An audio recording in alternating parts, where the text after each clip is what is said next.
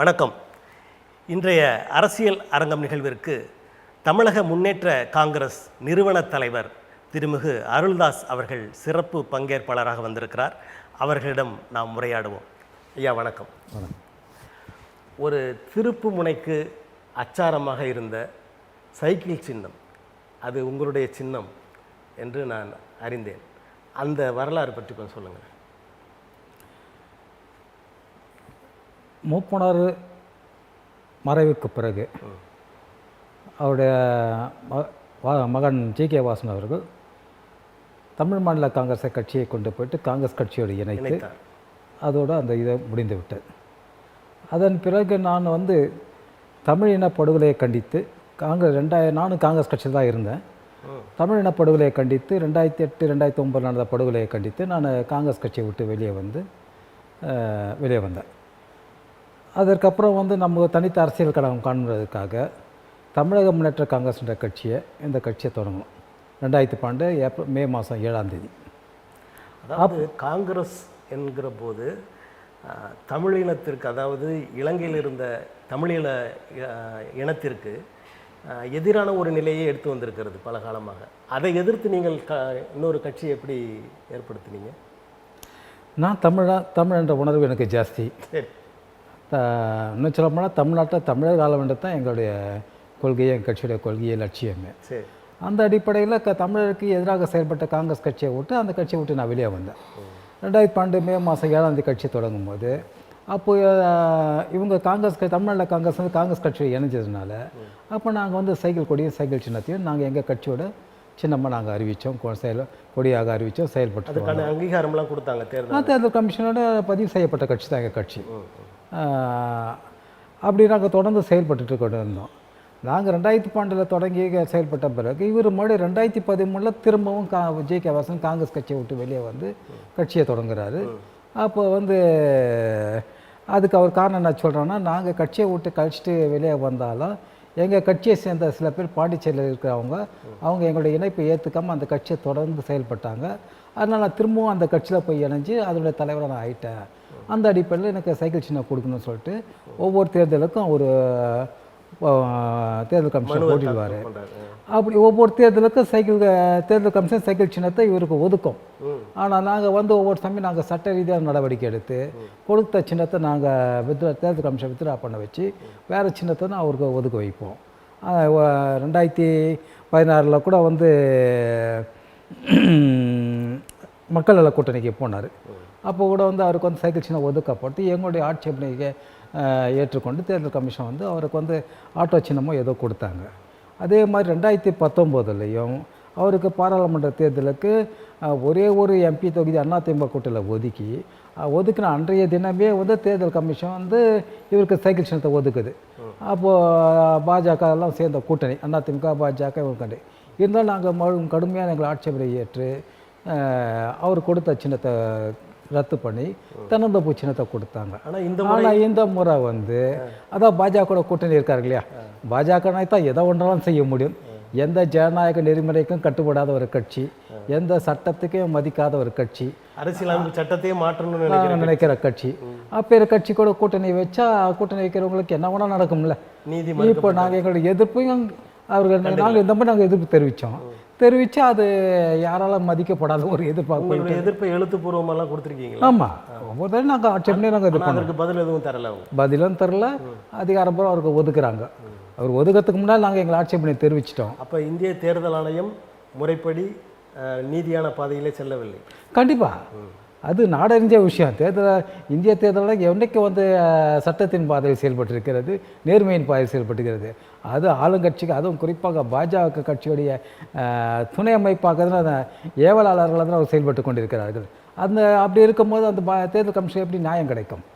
மக்களுக்கான அரசியல் கட்சிக்கான பாஜகவுக்கு எதிராக யார் செயல்பட அவர்களுக்கு எந்தவித நியாயமாகவும் கண்டிப்பாக கிடையவே கிடையாது. இதை எதிர்த்து ஊடகங்களிலோ அல்லது போராட்டங்களோ நீங்கள் எதுவும் நடத்தலையா? நடத்தியும் கடந்த முறைகள் நாங்கள் மிகப்பெரிய போராட்டமும் ஊடகம் மூலியமாகவும் சட்ட ரீதியான நடவடிக்கையும் நீதிமன்றம் மூலம் நாங்கள் உரிய நடவடிக்கை எடுத்தோம். இந்த முறை எடுத்தும் அது பயன் தராது. ஏன்னா மிகப்பெரும் கட்சிகள் மகாராஷ்டிராவில் இப்போ சிவசேனா கட்சி உத்தவ் தாக்கரே அவர் தான் இந்த தலைவரும் அவங்க. ஆனால் அவர் வந்து பிரிஞ்சு போன ஏக்நாத் ஷிண்டேக்கு அந்த சின்னத்தை கொடுக்குறாங்க. மிகப்பெரும் தலைவர் சரத்பவார் தேசியவாத காங்கிரஸ் அவருக்குடைய சின்னத்தையே தூக்கி அவருடைய பிரிஞ்சு அஜித் பவார் கொடுக்குறாங்க. அப்படி இருக்கும்போது மிகப்பெரும் கட்சி, மிகப்பெரிய கட்டமைப்பு, மிகப்பெரிய பண வசதி, மிகப்பெரிய தொண்டர் பலம் கொண்ட கட்சிக்கு மிகப்பெரும் தலைவருக்கு அந்த நிலைமைன்னா எங்களுடைய எதிர்ப்பலகை என்னாகும்? அப்போ எங்களுடைய போராட்டம் என்று விளக்கு இறைத்த நீராக போயிடக்கூடாதுக்காக தான் அதை நாங்கள் செய்யவில்லை. சரி, இப்போ உங்களுடைய கட்சி எந்த கூட்டணியில் இருக்கிறது, இல்லை தனித்து எதுவும் போட்டியிடுகிறீர்களா, இல்லை யாருக்கும் ஆதரவு கொடுக்கிறீர்களா? நாங்கள் அதிமுக கூட்டணி தான் நாங்கள் போய் இணைந்தோம். எடப்பாடியார் அவர்களை சந்தித்து எங்களை ஆதரவெல்லாம் தெரிவித்தோம் கொண்டோம். அன்றைக்கு முழுக்க வந்து எங்களுடைய ஆதரவு எல்லா ஊடகங்களிலும் நாங்கள் தெரிவித்தது செய்தியாகவும் உதாரணத்துக்கு நியூஸ் ஜே சேனல்லாம் லைவாகவே அவங்க கொண்டார்கள் எல்லாம் பண்ணார்கள். அந்த அடிப்படையில் அதிமுக ஆதரவு செயல்பட்டு கொண்டிருக்கின்றோம். அதாவது கடந்த காலங்களில் அண்ணா திராவிட முன்னேற்றக் கழகம் பாரதிய ஜனதாவோடு ஒன்றிணைந்து செயல்பட்டது. அவர்கள் சொல்வதற்கெல்லாம் தலையாட்டியது. தமிழ்நாடு உடைய அந்த மாநில உரிமைகளை எல்லாம் பல இடங்களிலே விட்டு கொடுத்தது என்றெல்லாம் பேசப்படுகிறது. அப்படி இருந்த ஒரு கட்சியோடு நீங்கள் எப்படி மனம் ஒப்பி சேர்ந்திருக்கிறீர்கள்? நான் ஆரம்பத்தில் குறிப்பிட்டேன் இல்லைங்களா, எங்களுடைய கட்சியோட லட்சியம் கொள்கை தமிழ்நாட்டை தமிழர்கள் ஆள வேண்டும்.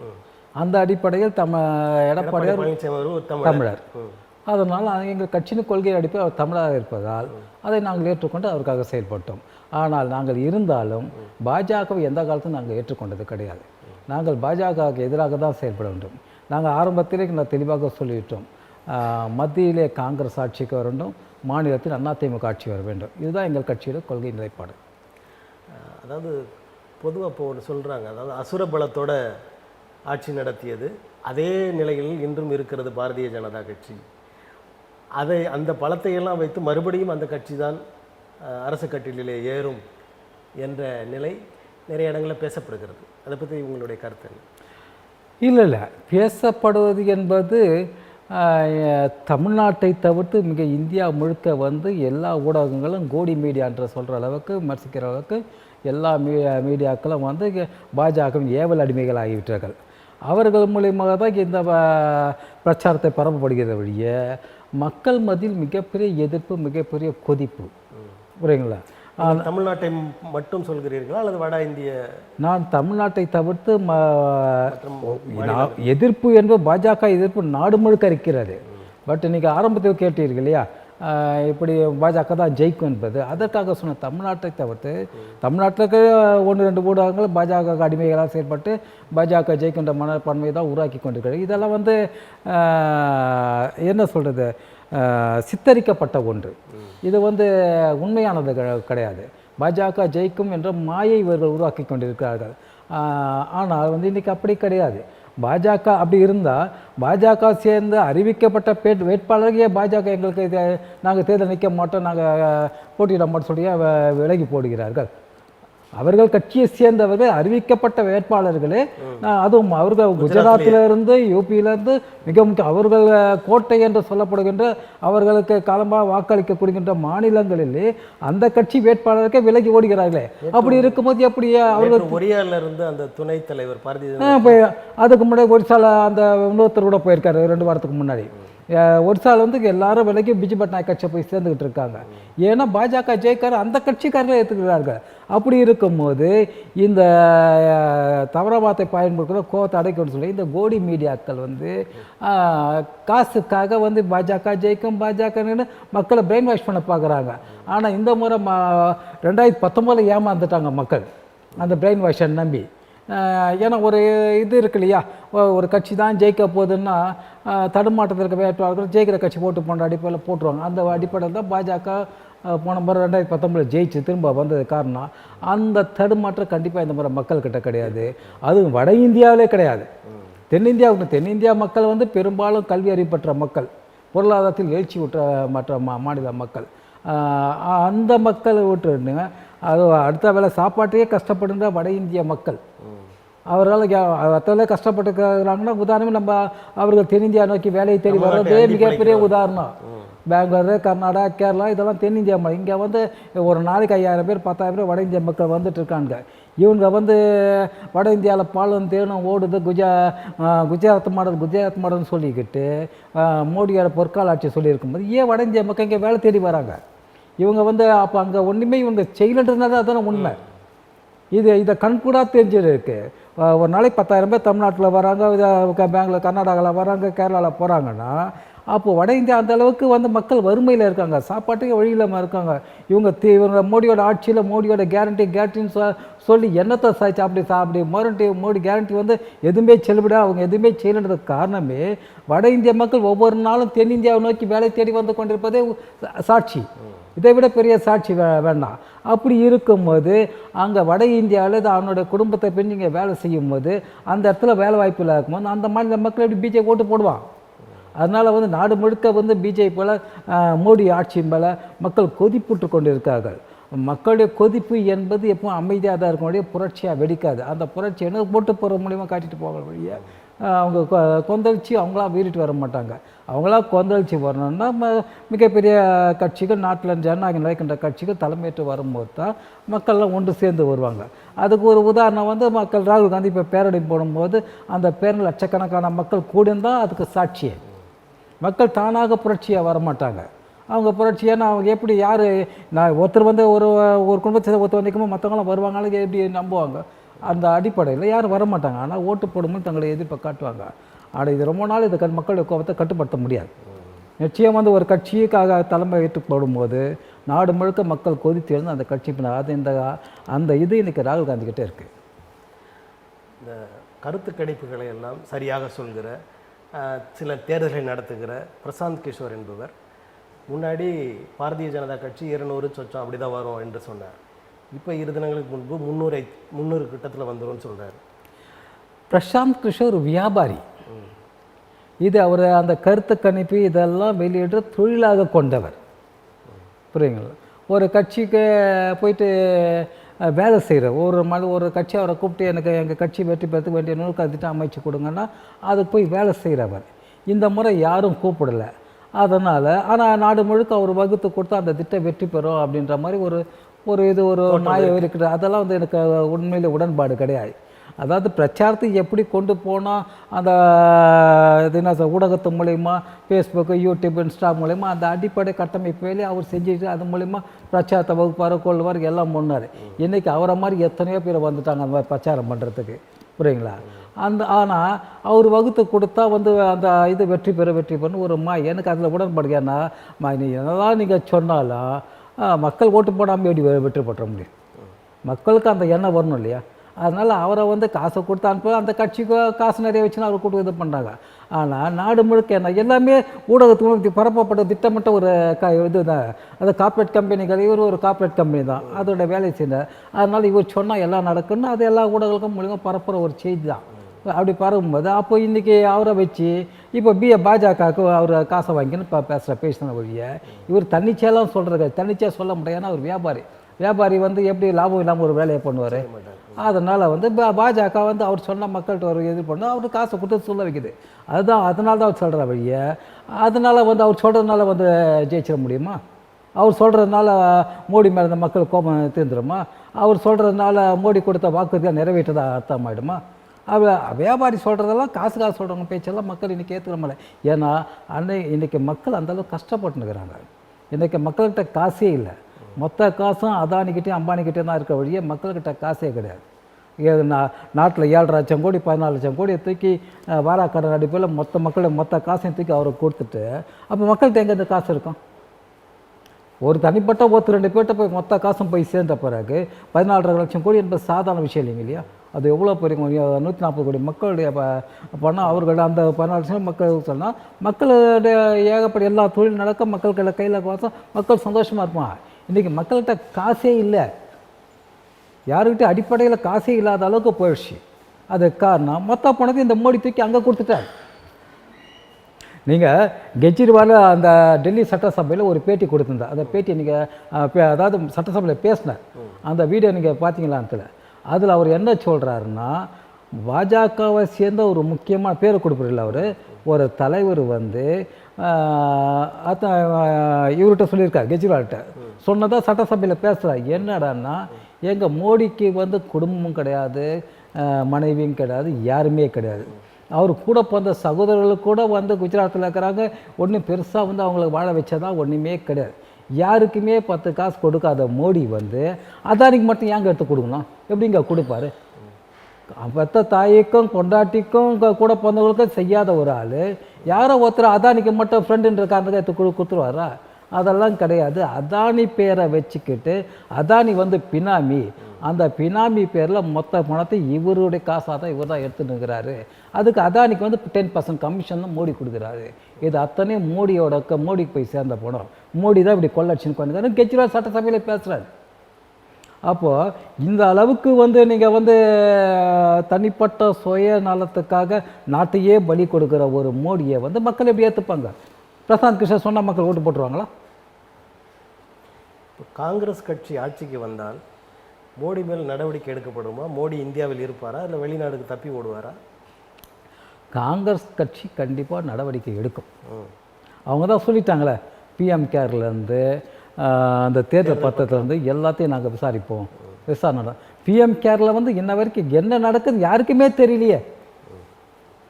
கேட்டால் ஆர்டிஐயில் மூலம் கேட்டால் அது ஆர்டிஐயில் வராது, அது விதிவிலக்கு அளிக்கப்பட்டதுன்னா அப்போ யார் பணம் கொடுத்தா என்ன பண்ணால் ஏது பண்ணால் அதுக்கு என்ன செலவு பண்ணி ஏது பண்ணிக்க. பிஎம் கேர்னா அன்றைக்கி வந்து அந்த இந்த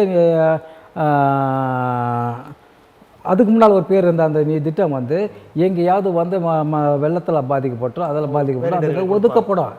இன்றைக்கி தமிழ்நாட்டு இவ்வளோ பெரிய வெள்ளங்க வந்து கூட 10 அரசாங்க சார்பாக கொடுக்கல. அந்த பிஎம் கேர் தனிப்பட்ட முறை வச்சுக்கிறாங்க 10 காசு கூட எடுத்து கொடுக்கல. அப்படி அப்போது என்ன தான் நடக்குது அந்த பிஎம் கேரில்? மக்களாட்சினாலே எல்லா கணக்குகளும் வெளிப்படையாக இருக்கணும். பிஎம் கேரில் இப்போ யாருக்கும் இந்தியாவில் எங்கே எந்த பாதிக்கப்பட்ட மாலுக்கும் 10 காசு கூட கொடுக்கல. என்ன கணக்கு வழக்கு? அது வெளியிட வேண்டியதானே, வெளியிடலை. அப்போ இந்த தமிழ்நாட்டு இவ்வளோ பெரிய வெள்ளங்கள் மக்கள் பாதிக்கப்பட்டாங்க, தமிழ்நாடே முழுக்க பாதிக்கப்பட்டு 10 காசு கொடுக்கல. கேட்டால் வந்து அந்த நிர்மலா சீதாராமனை வச்சுக்கிட்டு பச்சையாக புழுறாங்க. குச்ச நாச்சம் இல்லாமல் அவங்க இவ்வளோ பச்சையாக புழுறமே மக்கள் நம்மளை செருப்பால் அடிப்பாங்களேன்னு தெரிஞ்சு கூட பச்சையாக புழுறாங்க. இதை செஞ்சுட்டேன் அதை செஞ்சுட்டேன்னு அந்த அளவுக்கு படிக்கறிப்பு இல்லாத மக்களாக இருக்காங்க இங்கே. இவங்க வட இந்தியாவில் பேச நினச்சி இங்கே பேசினுக்கிறாங்க. வட இந்தியாவில் 5 கிலோ தானியம் மாதம் கொடுக்குறது பெரிய சாதனையாக பேசுகிறாங்க. அதுக்கே 80,000 கோடி செலவாயிடுது எங்களுக்கு வருஷத்துக்கு அப்படின்ற மாதிரி கணக்கு கொடுக்குறாங்க. அந்த 5 கிலோ தானியம் என்பது ஒரு பெரிய விஷயமா? இந்த 5 கிலோ தானியத்தை நம்ம மக்கள் தென் மாநில மக்கள் யாரும் மதிக்கவே மாட்டாங்க. அது கூட வாங்கிறது வக்கீல் நாங்கள் உட்காந்துக்கிறோம். அப்போது அந்த 5 கிலோ தானியம் வட இந்தியாவில் கொடுத்ததே பெரிய சாதனையாக சொல்கிறாங்கன்னா அந்த பிஜேபி, அப்போ வட இந்தியா மக்கள் எந்த அளவுக்கு வறுமையில் இருக்காங்க. அந்த 5 கிலோ தானியம் வாங்கக்கூடிய மக்கள் அளவு கூட அந்த மக்களுக்கு தகுதி இல்லாமல் பொருளாதார வசதி இல்லைன்னா அப்போ நீ என்ன ஆட்சி நடத்துகிற? வறுமையில் வச்சிருக்காங்க அவங்களெல்லாம். நீ என்ன ஆட்சி நடத்துகிற? அப்போ அந்த மக்கள் அவ்வளோ கஷ்டப்படுறது, நீ என்ன பொற்கால ஆட்சி நடத்திட்ட? அப்போ அது எவ்வளோ பெரிய அவமானம். அதையே போய் இவங்க பெரிய சாதனை சொல்லும் போது இவங்களுக்கெல்லாம் வெக்கமே இல்லையா? வெக்கன்றதை அந்த ஒரு வார்த்தை இருக்குன்றது கூட இவங்களுக்கு தெரியான்னு தெரில. இந்த அம்மாவுடைய நிர்மலா சீதாராமனுடைய வீட்டுக்காரர் கணவர் பிரகலாத் அவர் சொல்கிறாரு, அடிப்படை அறிவே இல்லாத இந்த அம்மாவை போய் நிதி மந்திரியாக போட்டு வச்சுக்கிறாங்களே அவரே சொல்கிறார். இப்போ சொல்கிறார், எப்போ சொல்லிட்டார் அவர். பொருளாதாரம்னா நானே தெரியாது நிர்மாச்சத்தினால இந்த நாட்டுக்கு நிதி அமைச்சராக போட்டு வச்சுக்கிறாங்க இந்த பிஜேபி ஆட்சின்னு அவர் சொல்கிறார். வேறு யார் சொன்னாலும் பொறாமையில் சொல்கிறீங்க, எதிர்கட்சியில் குற்றச்சாட்டு சொல்கிறீங்கள, அந்த கணவரே சொல்கிறார். இந்த தேர்தல் பத்திரத்தை பற்றி இப்போ லேட்டஸ்டாக சொன்னார், மிகப்பெரிய உலகத்திலே நடக்காத மிகப்பெரிய ஊழலை பண்ணி வச்சுக்கிறாங்க பிஜேபின்னு சொல்கிறாப்புல. அப்படி இருக்கும்போது இதையெல்லாம் வந்து தெரிஞ்சால் மக்களுக்கு எல்லாருக்கும் தெரிஞ்சு போயும் இல்லை நாங்கள் சரியாக பண்ணிக்கிறோன்னு சொல்கிறீங்களா? உங்களுக்கெல்லாம் வெக்கன்றத வார்த்தை இருக்குன்னு உங்களுக்கு தெரியுமா தெரியாதுன்னு கூட தெரியல. மானம் ரோசம் சூடு சொன்ன இதெல்லாம் இவங்களுக்கு ஏதாவது இருக்குமான்னு கூட தெரில. நீங்கள் வர்ணித்த இந்த பாரதிய ஜனதா கட்சி தமிழ்நாட்டில் எத்தனை இடங்களை பிடிக்கும் என்று நினைக்கிறீர்கள்? ஒரு இடம் கூட பிடிக்காது. தமிழ்நாட்டில் வாய்ப்பே கிடையாது. புரியுங்களா? தமிழ்நாட்டில் வந்து எங்களுக்கு வந்து மாநில கட்சியோட தயவு இல்லாமல் அகில இந்திய கட்சிகளாக ஜெயிக்க முடியாது. கர்நாடகாவில் மட்டும்தான் அகில இந்திய கட்சிகள்ன்ற இது ஆகிப்போச்சு. கேரளாலே அகில இந்திய மாநில கட்சிகள் அங்கே செல்வாக்கில். அந்த அடிப்படையில் கர்நாடகாவில் ஒரு 4-5 சீட்டு ஜெயிக்கலாமே ஒழிய கேரளாவில் அதுவும் தமிழ்நாடு மாதிரி தான், அங்கேயும் கண்டிப்பாக ஏற்றுக்கவே முடியாது ஆச்சுங்களா. சில பேர் கேட்குறாங்க இந்தியா கூட்டணியில் இருந்தக்கன்னே காங்கிரஸ் கம்யூனிஸ்ட்டை ஒருத்தர் ஏற்று பண்ணோம். அதுதான் பிரணாய் விஜயன் க்ளீனாக சொல்லிட்டாரு. நாங்கள் தனித்து அது மாதிரி போட்டியிட்டால் தான் பாஜகவை கேரளாவில் வேறு ஒன்ற முடியாது நாங்கள் செய்ய முடியும். நாங்கள் 2 பேரும் ஒன்றா சேர்ந்து போட்டியிட்டா அவங்க ஓட்டே இல்லைன்னா நாங்கள் 2வது இடத்துக்கு வந்துட்டோன்ட்டு பாஜக தன்னை பறைசாட்டி கொள்ளும். அதுக்காக தான் தனித்து போட்டு பகிரங்கமாக சொல்லிட்டார். அந்த மாதிரி தமிழ்நாடு தென்னிந்தியாவில் பாஜக ஜெயிப்பதற்கு வாய்ப்பே கிடையாது. இப்போ நீங்கள் மாநில கட்சிகள் அவங்கள நம்பி தான் பாரதிய ஜனதா கட்சி இங்கே இருக்குன்னு சொல்கிறீங்க. ஒரு பெரிய கட்சி என்ற நிலையில் பாட்டாளி மக்கள் கட்சியும் அங்கே இருக்கிறது. பாட்டாளி மக்கள் கட்சி எப்படி பெரிய கட்சியாகும்? அவர் ஒரு குறிப்பிட்ட ஜாதியோட ஓட்டு 5% வாங்குறாங்க. புரியுங்களா? அண்ணா திராவிட முன்னேற்ற கழகம் திராவிட முன்னேற்ற கழகத்தை அடுத்து அவர்கள் வாக்கு வாங்குகிறார்கள்ல. அவங்க 30க்கு மேலே இருக்காங்க, இவங்க ஒரு 5 இருக்கிறாங்க. நீங்கள் அதுக்கப்புறம் பார்த்தீங்கன்னா அதிமுக தேமுக அடுத்து விஜயகாந்த் அடுத்து வந்து 14% ஓட்டு போனார். அது குறைந்து விட்டது. அது ஒன்று இப்போ 6% வந்துட்டாங்க. அவர் அது வந்து என்ன சொல்கிறேன்னா அவங்க கட்சியை அவங்க குடும்பமே அவர் அழிச்சிச்சு. வேறு யாரும் காரணம் கிடையாது. இந்த விஜயகாந்த் நிலைமைக்கு காரணம் அவர் குடும்பம் தானே ஒழிய வேறு யாரும் கிடையாது. புரியுதா? மக்கள் அவர் ஏற்றுக்கிட்டு அவர் 7% வாங்கினவரை 14% வரைக்கும் கொண்டு வந்தது. ஆனால் அவரை வந்து மிகப்பெரிய குடிகாரராக்கி ஒன்று அவரை மக்கள் மத்தியில் மீடியாக்கள் முன்னிலையில் ரொம்ப கேவலப்பட்டு தப்பு. நீங்கள் ஆதரவு கொடுக்குற அந்த கூட்டணியில் தான் அந்த கட்சியும் இருக்குது. நிஜத்தை பேசுகிறோம். நிஜத்தை இல்லை, நான் விஜயகாந்த் மனிதரை பற்றி பேசுகிறேன். சரிங்களா? நான் விஜயகாந்த் வந்து நீங்கள் ஓட்டு பேங்க் சொன்னீங்க இல்லையா, அந்த 14% ஓட்டை கொண்டு வந்தது விஜயகாந்த் தான். ஆனால் பாட்டாளி மக்கள் கட்சி அவருக்கு முன்னாலும் செயல்பட்டு கொண்டு கட்சி. ஆமாம், புரியுங்களா? அவங்க வந்து கிட்டத்தட்ட 30-40 வருஷமாக செயல்பட்டு கொண்ட கட்சி. அந்த 5% வச்சு தாண்டி வேற எங்கே ஓட்டு பேங்க் வாங்கியிருக்காங்க? அந்த 5% தாண்டி எப்போ அவங்க ஓட் பேங்க் வாங்கியிருக்காங்க? அந்த 5% கூட திமுக மாறி மாறி கூட்டணி வச்சு தான் அது நிலைச்சதை ஒழிய அது இவங்க தனித்து போட்டின்னு இருந்தாங்கன்னா ஒன்றும் இல்லாத எப்போ போயிட்டுருப்பாங்க. அண்ணா திராவிட முன்னேற்ற கழகத்தோடு பாட்டாளி மக்கள் கட்சி இணைந்திருந்தால் அண்ணா திராவிட முன்னேற்ற கழகத்திற்கு இடங்கள் கூடுதலாக கிடைத்திருக்கும் என்று நீங்கள் நினைக்கிறீர்கள்? அதிமுகவோட பாமக இணைந்திருந்தா, கூட்டணிக்குள்ளே வந்திருந்தா அதிமுகவோட ஓட்டு எண்ணிக்கை கொஞ்சம் அதிகமாக இருக்கும், இல்லை இடங்கள் கொஞ்சம் அதிகமாக கிடைக்கலான்னு நீங்கள் நம்புறீங்களான்னு? கண்டிப்பாக. பாமக வந்து அதிமுக இணைஞ்சிருந்தா அதில் ஓட் பேங்க் வந்து அதிமுக வாய்ப்பு உண்டு. ஆனால் பாஜகவுக்கு அந்த வாய்ப்பே கிடையாது. ஏன் கிடையாதுன்னா பாட்டாளி மக்கள் கட்சி போட்டியிற இடத்துல வந்து பாஜக ஓட் பேங்கே கிடையாது. பாஜக ஓட் பேங்கை போட்டியிற இடத்துல பாமக ஓட் பேங்கே கிடையாது. அப்போ இந்த 2 கூட்டணியும் பொருந்தாத கூட்டணி, இதனால் யாருக்குமே பலன் கிடையாது அந்த கூட்டணியை பொறுத்த வரைக்கும். அதிமுக பாமக வந்தால் கொஞ்சம் லாபம் இருந்திருக்கும்னு சொல்கிறீங்க. அதை வந்து அவர் நிரூபணம் பண்ணுறது மாதிரி அன்புமணி என்ன சொல்கிறாருன்னா, கடந்த 4 ஆண்டுகள் எடப்பாடி பழனிசாமி அவர்கள் ஆட்சி செய்தது எங்கள் தயவால் தான். இது எப்படி சாத்தியம் ஆகும்? தனிக்கட்ட மெஜாரிட்டியால் அதிமுக எடப்பாடி ஆட்சி செய்தார். இவருடைய சப்போர்ட் எதில் எங்கே இருக்குது? அவர் சொல்கிறாரு ஒரு பெரிய தலைவர். அதாங்க, இதெல்லாம் நகைச்சுவையாக வடிவேல் ஜோக்காக நம்ம நினச்சி தான் போன வழிய நீங்கள் உங்களால் அதிமுக எந்த விதத்தில் விளக்கணும்ல? அதிமுக தனிப்பெரும் மெஜாரிட்டியில் ஆட்சி செஞ்சது. எந்த கட்சியோட தயவும் இல்லாமல், எந்த கட்சியோட ஆதரவு கூட்டணி சப்போர்ட்டும் இல்லாமல் தனி மெஜாரிட்டியில் ஆட்சி செஞ்சது. இதில் பாட்டாளி மக்கள் கட்சிக்கு என்ன வேலை இருக்குது?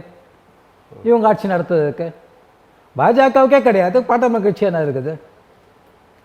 இதெல்லாம் வந்து கோமாளித்தனமாக, இதெல்லாம் சொல்கிறதுக்கு முன்னாடி அவங்களுக்கெல்லாம் இத்தனைக்கு மருத்துவர் படித்தவர் இப்படி கோமாளித்தனமாக பேசுகின்ற அறிவே இல்லாமல் எப்படி பேசுகிறாருன்னே தெரியல அவர். அதாவது அனல் பறக்கிற அந்த பிரச்சாரங்கள் இந்த நேரத்தில் இந்த மாதிரி சில நகைச்சுவைகள் வரலான்னு நினைக்கிறீங்களா? உண்மை, தன்னறியாமல் பேசுகிற வார்த்தைங்க இதெல்லாம். ஏதோ மக்கள் மத்தியில் பேசணும். அதாவது பாட்டாளி பாஜகவோட கூட்டணி வச்சுக்கிறாங்களே, அப்போ அவங்களுடைய பிரச்சார தரம் அப்படி தானே இருக்கும். 2 டிகிரி சூரியன் வெப்பத்தை அதிகமாகும். இல்லை இல்லை, அவங்க பாஜக கூட கூட்டணி போயிட்டாங்க இல்லையா, பாஜக மாதிரி தானே பேசுவாங்க. அது அவங்களோட நட்பு அப்படி தானே. நட்பு எப்படி இருக்குது அது மாதிரி தான் நமக்கும் அந்த பாஷை வரும். அந்த அடிப்பில் முழுக்கவே பாஜகரம் ஆயிட்டாரன் தெரியல அன்புமணி. ஏன்னா அவங்க பார்த்தையில் அவங்க ஸ்டைல்லே பேசுகிறாரு. அண்ணா திராவிட முன்னேற்ற கழகம் சிறுபான்மையினரின் வாக்கு வங்கியை இழந்து விட்டது.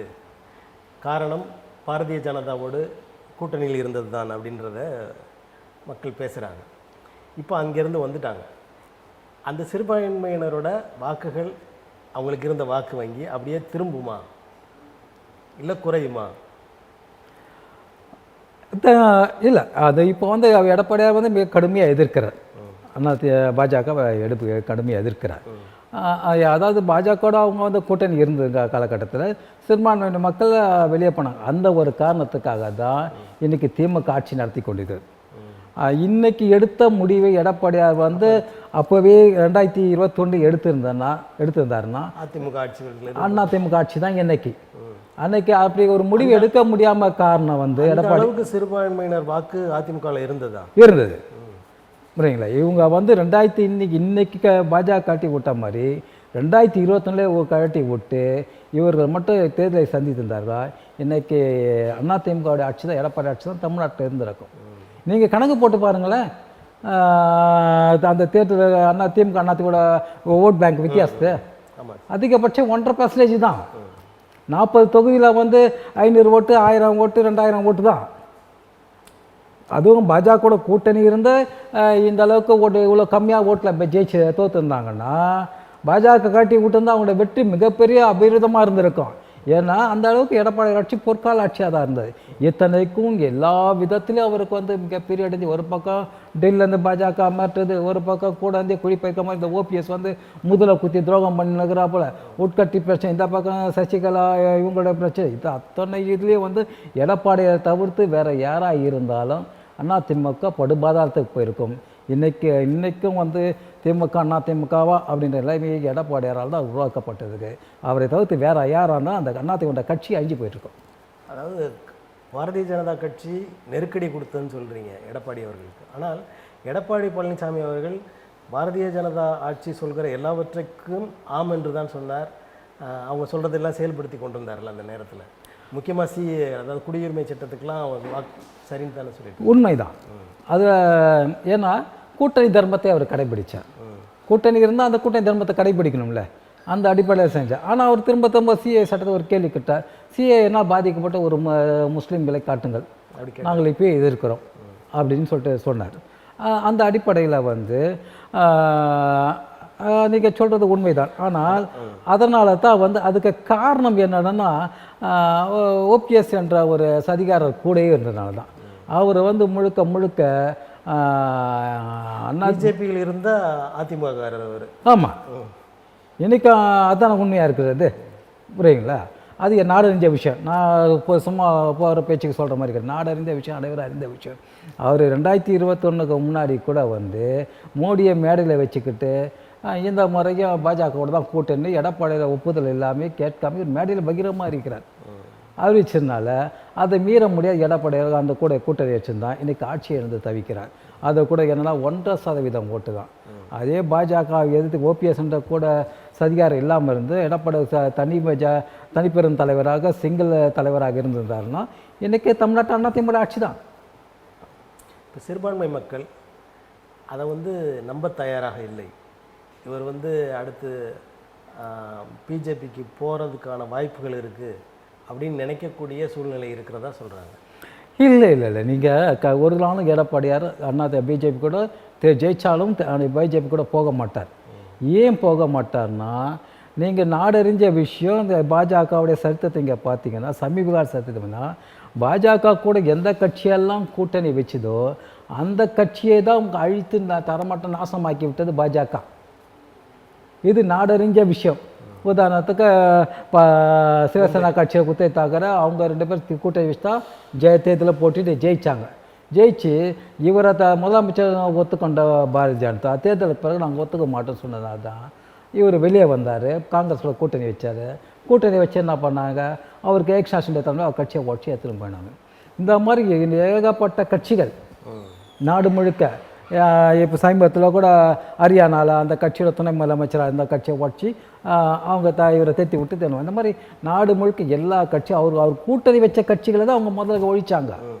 அதை தெரிஞ்ச எடப்பாடியார் எப்படி திரும்பவும் தன்னுடைய கட்சியை தெரிஞ்சே போயிட்டு பிஜேபி கூட கூட்டணி வைப்பார்?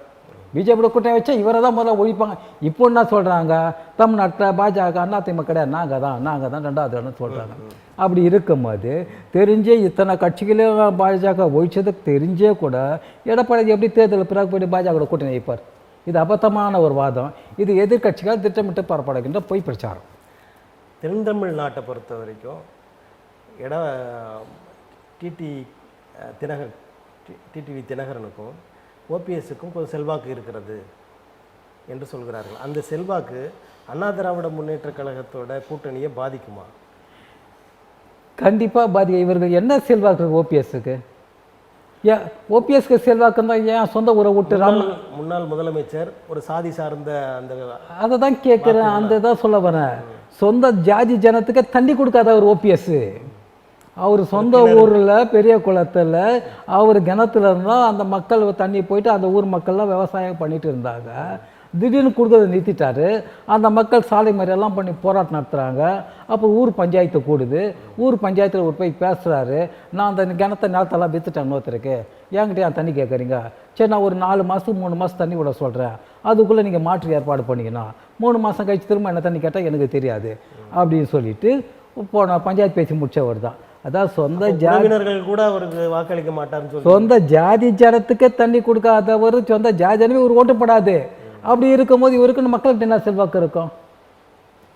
ஏங்க இன்னைக்கும் எம்ஜிஆர்னு பேசணும், கொடுத்து சிவந்த கைகள் அப்படின்ற எண்ண மக்கள் மட்டத்தில் பணிச்சிருந்தாங்க.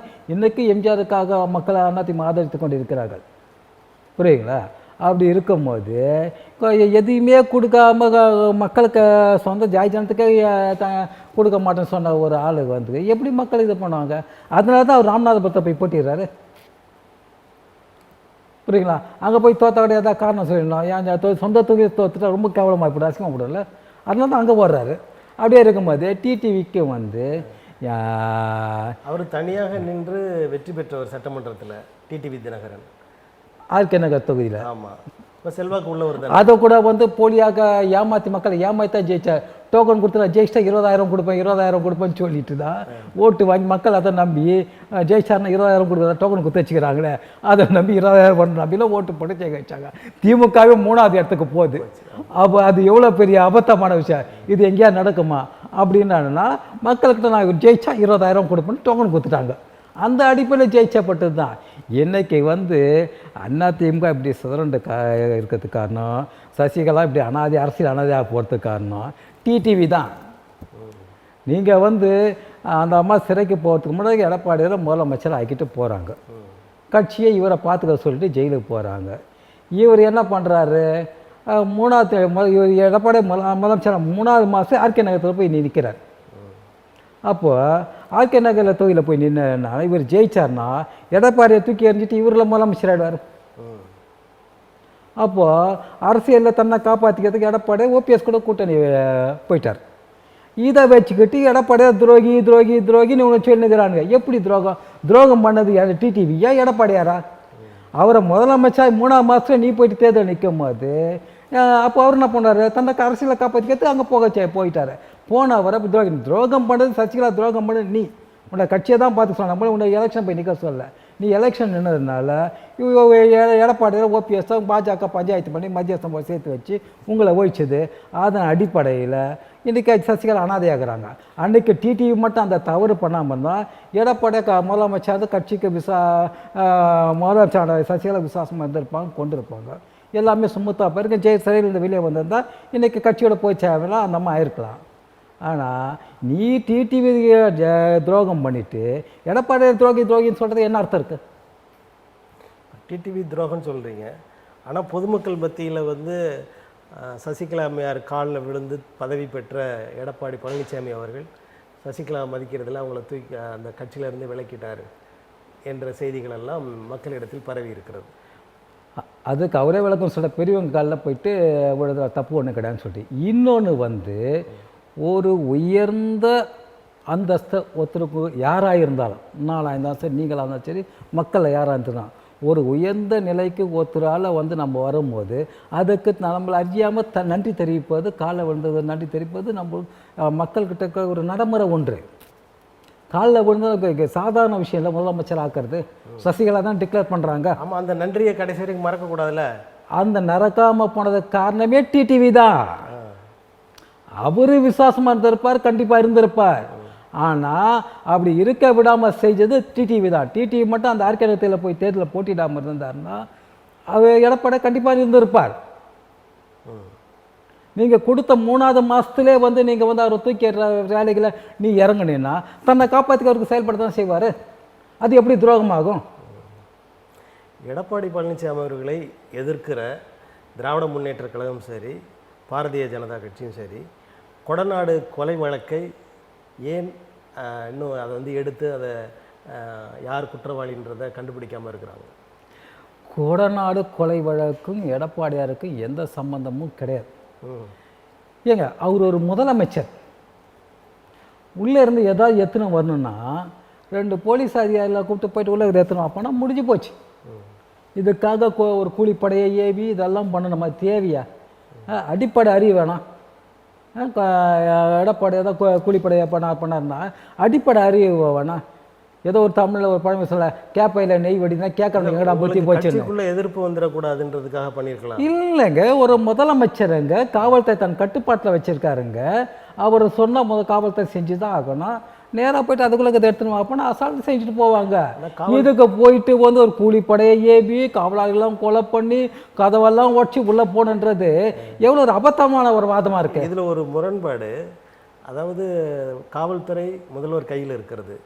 ஆனால் தூத்துக்குடியில் வந்து அந்த துப்பாக்கி சூடு நடந்தப்போ நான் செய்தியை பார்த்து தான் தெரிஞ்சுக்கிட்டேன்னு சொன்னார் எடப்பாடி பழனிசாமி. அன்னைக்கு வந்து அதிமுக்கியமான ஒரு மீட்டிங்கில் இருக்கும்போது, இப்போ உதாரணத்துக்கு சொன்ன ஒரு விஷயம் சொல்லணும்னா, அன்னைக்கு அந்த கலவரம் நடந்து 2ஆம் நாள் 3ஆம் நாள் அந்த எஸ்பி ஒருத்தர் அவரும் கூட ஃபைரிங் ஆர்டர் பண்ணிவிட்டு 2-3 மக்கள் சொன்னாங்க. அது என்னடா விஷயம்னா, மக்கள் இவர்கிட்ட கோரிக்கை வைக்க போகும்போது அந்த எஸ்பி வந்து தவறாக புரிஞ்சுக்கிட்டு மக்கள் நம்மளை தாக்க வராங்கன்னு சொல்லிட்டு தன்னை காப்பாற்றிக்காக சுட்டுட்டார். இந்த மாதிரி மிஸ் அண்டர்ஸ்டாண்டிங் நடக்கப்பட்ட ஒரு விஷயம் தானே ஒழிய திட்டமிட்டு நடப்பட்டதுக்கு அந்த துப்பாக்கி சூடு. அந்த துப்பாக்கி சூடு அது அந்த சூழ்நிலைக்கேற்ப தவறாக எடுக்கப்பட்ட ஒரு விஷயம். அந்த காவல்துறையே எடுத்த முடிவாது. ஆமாம், இது வந்து அந்த எஸ்பி கூட 3ஆம் நாள் வந்து அப்போ அதுக்கு தான் இந்த சரியான உதாரணம். அந்த எஸ்பி மறுநாள் ஒரு 2-3 நாள் அவரை வர காரை நோக்கி பெரும் மக்கள் கூட்டம் ஓடுமாறு கோரிக்கை வைக்க போகிறாங்க. ஆனால் அவர் என்ன நினச்சிக்கிறாரு, தன்னை தாக்க வராங்கன்னு சொல்லிட்டு சுட்டுறாரு. இந்த மாதிரி நடக்கப்பட்டத ஒரு விஷயந்தான். இதை வந்து எடப்பாடியாருக்கு அவர் சம்மந்தப்பட்ட என்பது தவறான ஒரு விஷயம். நீங்கள் ஏன்னா அந்த விசாரிக்கிறதுக்கு இவங்க திமுக ஆட்சியர் கமிஷனில் வச்சாங்க. அது எங்கேயாவது அந்த விசாரணை கமிஷன் எடப்பாடி மேலே குற்றம் சாட்டியிருக்கா? அவரை தெரிஞ்சு அவர் திட்டமிட்டு நடக்கப்பட்டதுன்னு சொல்லிட்டு அப்படி கிடையவே கிடையாது. நீங்கள் இணைந்திருக்கிறீர்கள் அண்ணா திராவிட முன்னேற்ற கழகத்தோடு. இந்த கூட்டணி, அண்ணா திராவிட முன்னேற்ற கழகத்தின் தலைமையிலான கூட்டணி தமிழ்நாட்டில் எத்தனை நாடாளுமன்ற தொகுதிகளை கைப்பற்றும் என்று நீங்கள் நினைக்கிறீர்கள்? எல்லாருடைய எண்ணமும் 40-40 தான் ஜெயிக்கணுன்றது ஒவ்வொரு கட்சியோடைய ஆசை, சரிங்களா? ஆனால் மக்களுடைய தீர்ப்பு தான். மக்களுடைய தீர்ப்பு, மகேசன் தீர்ப்பு இறுதி தீர்ப்பு. மக்கள் தீர்ப்பளிப்பார்கள், அதிமுக வெற்றி பெறும்.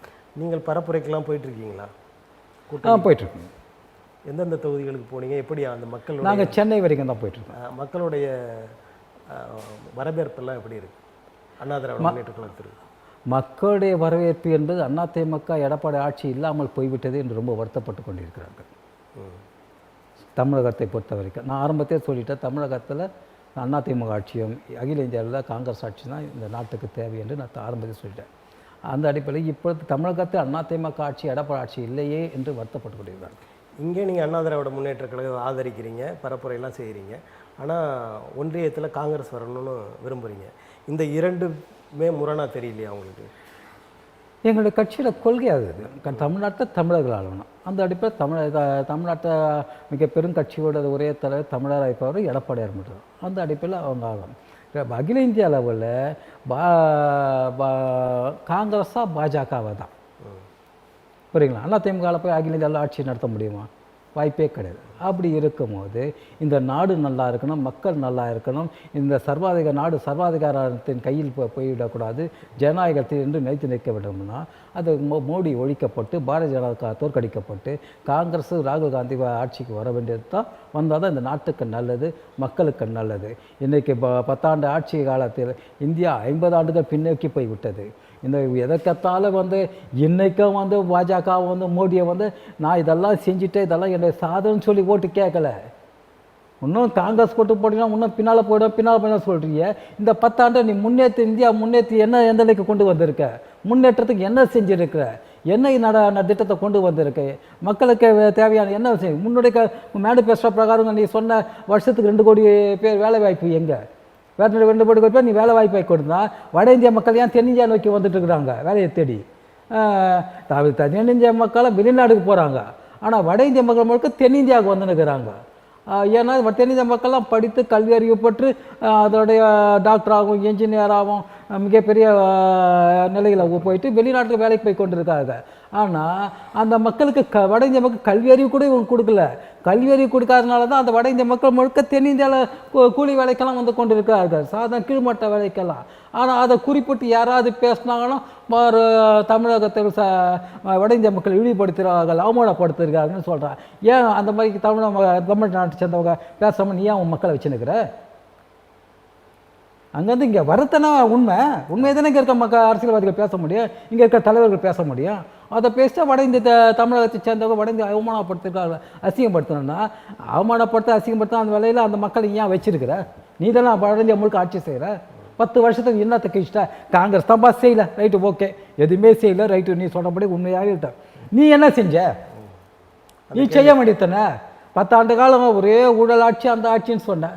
இன்றைக்கி சுப்ரீம் கோர்ட் நீதிபதி நாகரத்னா என்ன சொல்கிறாங்க, டிமானிஸ்ட்ரேஷன் பண மதிப்பிழப்பு கருப்பு பணத்தை வெள்ளையாக்கிறதுக்கு தான் பயன்படுத்துறதை ஒழிய கருப்பு பணத்தை மீட்டெடுக்கிறதுக்கு இல்லை. ஒரு உச்ச நீதிமன்ற நீதிபதியே சொல்கிறாங்க. அப்படி அந்த அளவுக்கு இருக்குது. நீங்கள் இன்றைக்கும் நீ உண்மையான மக்களுக்கான மோடி கேரண்டி 400க்கு நாங்கள் ஜெயிப்போன்னு சொல்கிற மோடி, அப்போ அந்த அளவுக்கு மக்கள் செல்வாக்கு ஒன்று இருக்குல்ல. நீ ஏன் கெஜ்ரிவாலை பிடிச்சி ஜெயிலில் போட்டுக்கிற? நீ ஏன் காங்கிரஸ் கட்சியோட பேங்க் அக்கௌண்ட்டை லாக் பண்ணுற? நேற்று சேர்த்து இந்த கம்யூனிஸ்ட் அக்கௌண்ட்டே லாக் பண்ணிட்ட, ப்ரைஸ் பண்ணிட்டாங்க. நீ தான் மிகப்பெரிய மக்களை நாட்டில் பாலாறும் தேனாரும் ஓட வச்சிருக்கு.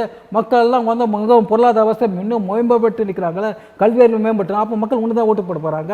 அப்போ எதிர்கட்சியெல்லாம் பிடிச்சி ஜெயிலில் போட்டுனுக்கிற, ஒரு தலைவரும் போட்டுனுக்கிற. நீ தான் நாடே முன்னால் இந்தியாவே உலக பற்றி வல்லரசு ஆயிடுச்சே, ஜெகத்குரு ஆயிட்டியே உன்னோட ஆட்சினால. அப்புறம் நீ எதிர்கட்சி தலைவர் எல்லாம் போடுற, அவங்களெல்லாம் தேர்தலுக்கு செலவு பண்ண முடியாத அளவுக்கு ப்ரீஸ் அக்கௌண்ட் பண்ணுற. நீ உண்மையானால் இருந்தால், நேர்மையானால் இருந்தால், உத்தமனாக இருந்தால் நீ களத்தில் இப்போ தேர்தலில் களத்தில் எதிரியை நீ நேருக்கு நேர் சந்தி அவனை அவன் ஆயுதத்தெல்லாம் பிடிங்கிட்டு அவனை நிராயுதபாணியை வச்சுட்டு நான் ஜெயிச்சிட்டேன்னு சொல்கிறதுல வெக்கமா இல்லை? நீ தான் மாட்டை தேனாரம் பாலரும் ஓட வச்சுக்கிற. மக்கள் நாடு முழுக்க ஒன்று தான் தேர்ந்தெடுக்க போகிறாங்க. அப்புறம் ஏன் நீ பயப்படுற? இப்போ அண்மையில் காங்கிரஸ் தேர்தல் அறிக்கை வெளியிட்டிருக்கிறாங்க. இந்த தேர்தல் அறிக்கை மக்களிடத்தில் சிறப்பாக எடுபடுமா, அவர்களுக்கு வாக்குகளை அள்ளி தருமா? அந்த தேர்தல் அறிக்கை பற்றி என்ன நினைக்கிறீங்க? காங்கிரஸ் இத்தனை ஆண்டு காலம் எத்தனையோ தேர்தல் அறிக்கை தேர்தல் சமயத்தான். இந்த தேர்தல் அறிக்கை மிக மிக சிறப்பானது, அற்புதமானது. எதன் அடிப்படையில்னா பாஜக எதையெல்லாம் செய்து இந்த நாட்டை சீரழித்து இருக்கிறதோ அதையெல்லாம் நாங்கள் சரி செய்வோம் என்று அந்த தேர்தல் அறிக்கை குறிப்பிட்டிருக்கிறது.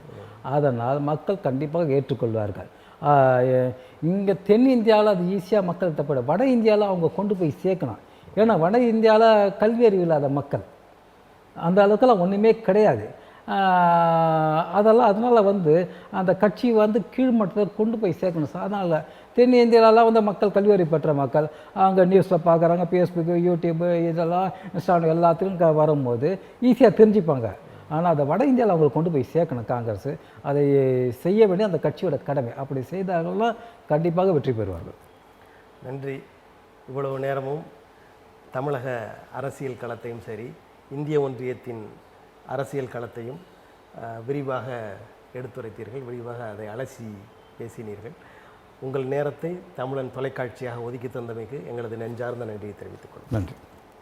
நேயர்களே, அடுத்த அரசியல் அரங்கம் நிகழ்வில் மற்றும் ஒரு ஆளுமையோடு சந்திப்போம். நன்றி, வணக்கம்.